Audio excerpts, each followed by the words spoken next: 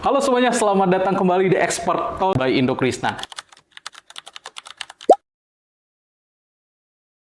So, di episode kali ini kita akan berbincang-bincang tentang masalah SDM nih. Banyak banget ya pebisnis pemula pasti mengalami masalah-masalah yang berkaitan dengan tim yang kurang perform gitu kan, dan terus juga mungkin ada timnya yang kayak kelihatannya sibuk tapi kok tugasnya nggak selesai-selesai. Nah, sekarang saya sudah mendatangkan expert yang sesuai di bidangnya, yang sudah menangani tim di berbagai bisnis, ya, berbagai divisi.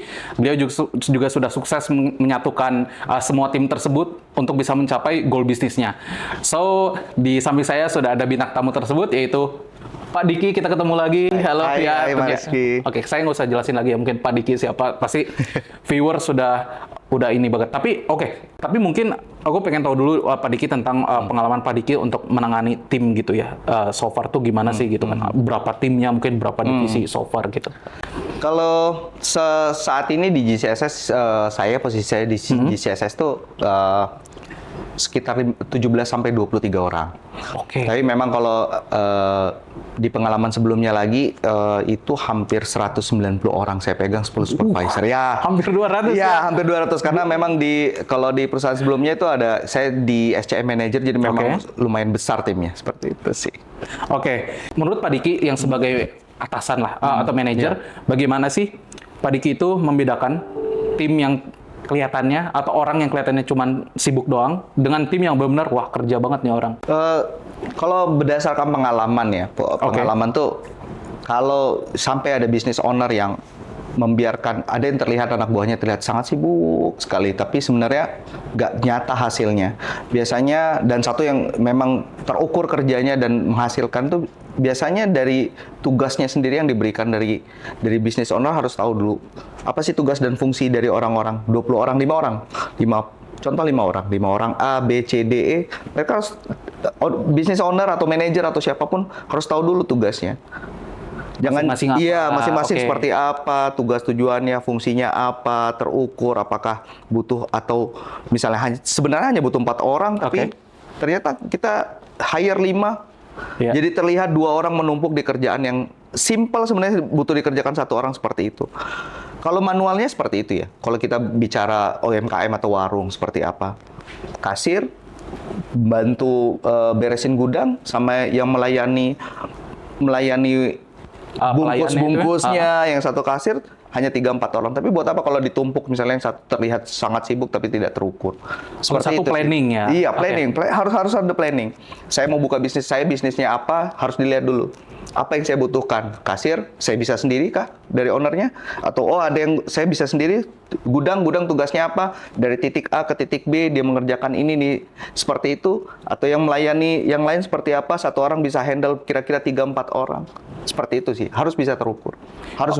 Untuk membedakan kedua tipe orang tersebut, ya, sebelum menjudge, bukan menjudge sih, mungkin untuk mengukur performa masing-masing, harus tahu dulu fungsinya masing-masing itu apa. Iya, betul. Kalau memang terlihat ada yang sibuk, pasti ada dalam satu perusahaan, jangankan di UKM, satu perusahaan pun akan terlihat seperti itu. Nah, itu tugas dari owner atau manajer mengukur hal mengukurnya gampang sebenarnya, terlihat dari si fungsinya. Jadi memang paling gampang itu, kalau bagi bisnis owner atau segala macam, memberikan menggunakan aplikasi atau sederhananya apapun dia bisa melihat di situ. Contoh Mas Rifki, tugasnya tugasnya A, B, C, D. Saya hire dia untuk A, B, C, D. Nah, itu terlihat tuh. Bisa di daily, bisa monthly, terserah saya mau atur yearly atau setiap hari, minggu saya lihat performanya bisa terlihat tercapai atau tidak. Bisa dari situ saja. Banyak yang aplikasi yang bisa kita gunakan toh kalau untuk membuat seperti itu. Dari sisi teknologi juga tadi udah agak dimention ya tentang di aplikasi kita bisa setting ini orang untuk apa gitu ya kerjanya gitu kan, dan juga diperuntukkan untuk fungsi apa. Lalu sebenarnya untuk pemilik UKM nih, bagaimana sih Pak cara praktis untuk bisa menetapkan target yang jelas untuk timnya? Kalau untuk menetapkan ya memang harus banyak prinsip-prinsip yang bisa kita gunakan toh. Seperti prinsip SMART salah satunya. SMART tuh ya. SMART. Iya, betul. Ya, sepertinya kayaknya sudah common lah ya, kita sering mendengar itu ya, seperti SMART itu spesifik. seperti yang kita bahas tadi. Spesifik, jelasnya tugasnya Mas Rifki apa tuh? A, B, C, D, E. Spesifik. Dia harus spesifik. Terus terukur. Jangan sampai orang gudang tapi nggak kerukur, harus membenahi ukuran gudang 500 kali 1000 meter tapi dalam jangka waktu 2 hari. Jadi harus bisa dikuantifikasinya itunya juga ya. Betul. Harus bisa dicapai SM, juga. A tuh kan. A-nya harus bisa dicapai, achievable. Ya gimana kalau kita bisa menetapkan, kita lihat juga kemampuan dari pasti si manajer atau owner pasti tahu, lihat kemampuan dari si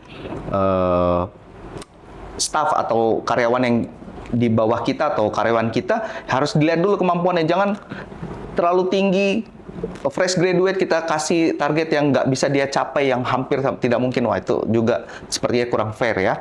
Oke. Seperti itu. Jadi bisa dicapai. Yang R sama T-nya apa tuh? R-nya relevan. Oke, relevan ya. Oke. Kalau tidak relevan, ya semua orang tahu lah, itu sebenarnya common lah ya, relevan. Terus kalau tidak relevan ya lebih aneh lagi lah sepertinya. Iya. Tugas apa disuruh ke siapa gitu? Iya, benar setuju. Jadi misalnya petugas gudang di UMKM jadi kasir atau jadi accounting kan, jadi makin bingung. Terus yang terakhir itu time bound. Jadi memang harus ada deadline. Oke. Semua harus ada deadline, bukan sekedar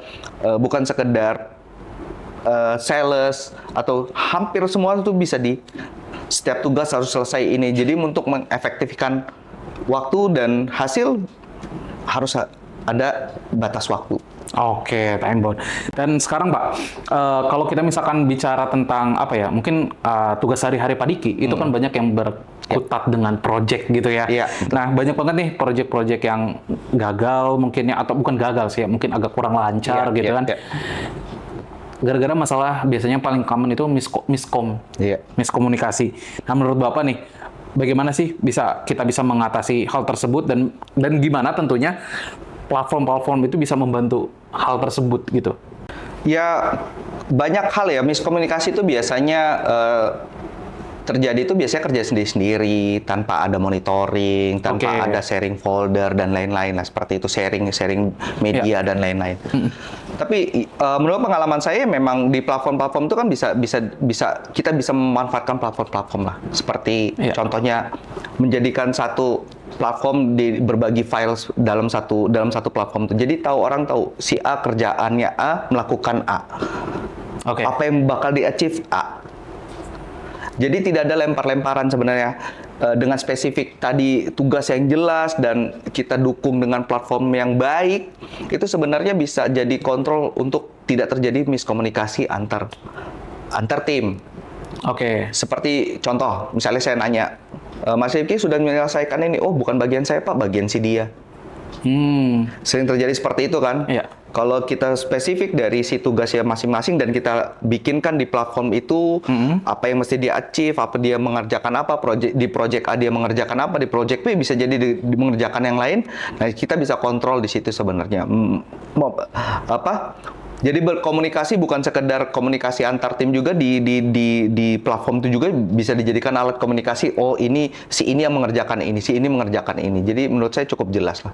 Kalau dengan menggunakan itu. Berbicara tentang platform ya, di Indokrisna itu ada namanya untuk yang chat dalam tim itu namanya Zoho Click, Pak. Ya, dan kita juga sehari-hari sudah memakai itu kan. Jadi Zoho Click ini sebenarnya beda dengan WhatsApp gitu. WhatsApp kan sebenarnya jauh lebih personal, untuk kebutuhan personal. Kalau Zoho Click ini dia untuk di timnya di tim untuk keperluan kantor lah, keperluan tim.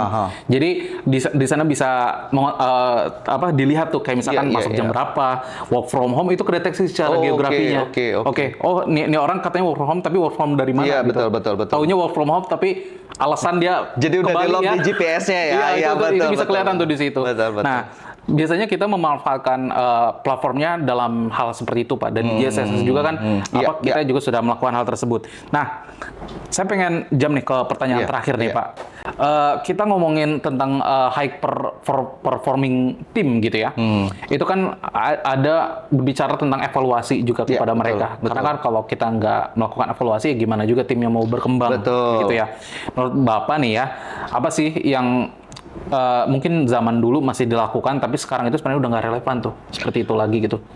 Iya, kalau Saya sebenarnya generasi yang salah satu generasinya lintas generasi ya dari Oke. ya Generasi apa, milenial itu biasanya lintas generasi ya. Oke, Atasan iya. saya banyak yang sama kayak saya milenial, ada juga yang baby boomers Oke. ya. Jadi memang saya ngerasain ada beberapa yang memang saya cut sekarang.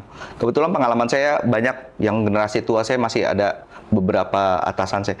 Dan itu nggak relevan seperti contohnya kayak kalau kita rasain dulu ya, kalau saya ingat itu dulu like dan dislike itu tidak terukur. Oke. Itu nggak relevan lagi. Jadi menganak emaskan seseorang, Aduh, iyalah. iya kan?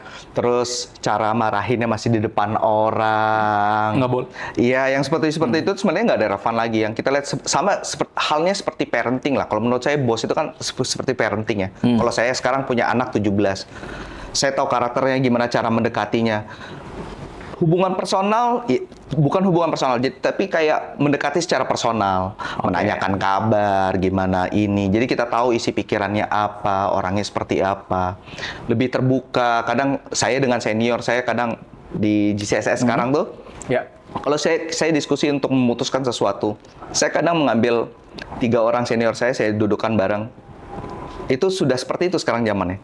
Bantah saya bilang, ya kita diskusi masalah ini, yang nggak agree, lebih terbuka ya? iya nggak agree, nggak apa-apa bantah, tapi dengan yang Harus ada argumen. betul argumen yang tepat gitu loh. Rasionalisasi mungkin. Betul, Ya. bukan sekedar dislike dan jadi kenapa saya bentuknya 3 orang, jadi bukan 1 orang senior. Saya minta apa pertimbangan dari mereka, ini pertimbangan dari saya lempar dulu isunya, pertimbangan dari mereka seperti ini. Jadi lebih berkomitmen. Setiap evaluasi yang terjadi itu komitmen sama-sama. Jadi bukan dari saya lempar langsung untuk orang Oke. berkomitmen. Jadi semua tim harus berkomitmen untuk evaluasi ini untuk pengembangan tim sendiri. Oke. Siap. Kenapa tidak dilibatkan tim besar? Karena kalau kita meladeni semua pemikiran orang, saya rasa nggak relevan juga di situ. Betul. Jadi saya ngambil senior-seniornya, saya panggil, mereka tahu sifatnya, bagaimana mereka sosialisasi dan membuat anak buah mereka komitmen atas evaluasi yang diberikan. I see. Itu salah satunya. Yang berikutnya juga bisa menggunakan sistem dari KPI sendiri ya. Kita tahu banyak platform yang menggunakan HRIS yang bisa self assessment. Oh iya. Ya, self assessment apa yang bisa dia achieve. Dia membuat penilaian terhadap diri dia sendiri. Apa yang mau dia kerjakan dan berapa yang akan dicapai, angka berapa target dia. Oke. Kita ya itu common lah ya, kita sering lihat di semua HRIS. Nanti dengan seperti itu kan dia berkomitmen, saya yang buat, saya harus komitmen yang capai. Ini seperti ini. Tapi memang tidak bebas kita berikan batasan-batasan seperti ini. Harus terkait dengan job desk dia. Oke. Jadi I kalau see. kita banyak ya yang kalau dulu kan dislike, saya nggak suka kamu, nggak terukur. Iya. Kalau sekarang dia bisa lihat penilaian yang kita buat, dia bisa lihat transparansi ya. Iya. Dan Pendekatan personal, transparansi, continuous feedback dari mereka. mentoring juga kali ya, Pak? Betul, Oke. pasti kalau itu mentoring itu udah pasti. Walaupun untuk teman sebaya mungkin ya, tapi kan kadang Bapak juga sering melakukan one on one. Betul, one on one tuh. Jadi banyak hal yang bisa dilakukan ya, seperti setiap awal minggu melakukan meeting bersama, evaluasi bersama, evaluasi kecil, briefing atau huddle atau apa, banyaklah sebutannya. Seperti itu bisa dilakukan. Tidak seperti yang datang langsung tanya, langsung kasih tugas, tambahkan beban segala macam. Ya, Udah nggak relevan seperti saya. I see. Dan apalagi sebenarnya di era sekarang yang udah serba digitalisasi juga kan. Betul. Kayak misalkan sekarang kan relevannya one on one gitu Iya, ya. Nah, betul. setiap one on one itu harusnya kan dicatat. oleh si kandidat tersebut. Betul. Oke, improvement apa yang mau saya lakuin gitu kan. Nah, ketika dicatat itu bisa sebenarnya kita manfaatin platform digital. Kalau di kita ada namanya Grey HR kan. Oh, iya, itu iya, salah satu iya. mitra HRMS kita. Jadi misalkan nih Bapak punya karyawan, dia sudah dikasih akses Grey HR, itu bisa tuh diinput tuh hasil one on one-nya di sana. Iya. Diinput hasil one on one di sana kayak gimana, dan nanti bisa dimonitoring Iya, juga. iya. Kayak oh iya, perkembangan saya minggu ini seperti apa, minggu selanjutnya seperti apa. Dan sebenarnya lebih daripada itu ada juga sebenarnya Pak namanya performance management system di Grey HR-nya itu. Jadi mengukur KPI OKR juga jadi lebih gampang sebenarnya sih. Iya, jadi lebih terukur dikit ya. jadi lebih terukur ya. Jadi nggak Iya. berdasarkan like dan dislike ya. Oke. Itu paling penting sih. Kalau saya buat kesimpulan dari tadi kita ngomongin tentang gimana sih cara bikin tim yang juara sampai dengan platform digitalnya. So semua itu sebenarnya bisa saling berkaitan satu sama lain. Gak cuman dari sisi expert ya. Terutama kan Bapak ya, dari sisi untuk gimana cara one-on-one-nya, mentornya segala macam, tapi harus didukung juga dengan platform digitalnya. Betul. Dan kita kan Indokrishna juga berpartner dengan Grey HR ya, salah satu mitra HRMS yang kemarin dapat predikat dari G2 itu terbaik Pak. Di negara asalnya itu, sehingga di Indonesia tentunya akan semakin dipercaya ya oleh banyak perusahaan gitu. Nah, khusus nih untuk misalkan teman-teman viewer kayaknya kan banyak Pak yang mau konsultasi gitu ya untuk terkait dengan HRMS-nya dan juga payroll segala macam, kita bisa kasih free trial dulu sampai 1 bulan bahkan. Oke.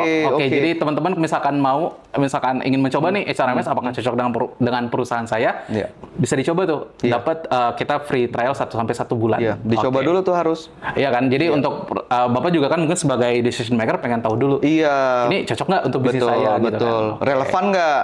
Iya, betul. Nah, kalau misalkan teman-teman di sini pengen nyoba bisa tuh nanti saya cantumin link deskripsinya di YouTube. Saya cantumin link deskripsinya dan teman-teman nanti bisa berkonsultasi dengan konsultan kita gitu ya. Oke.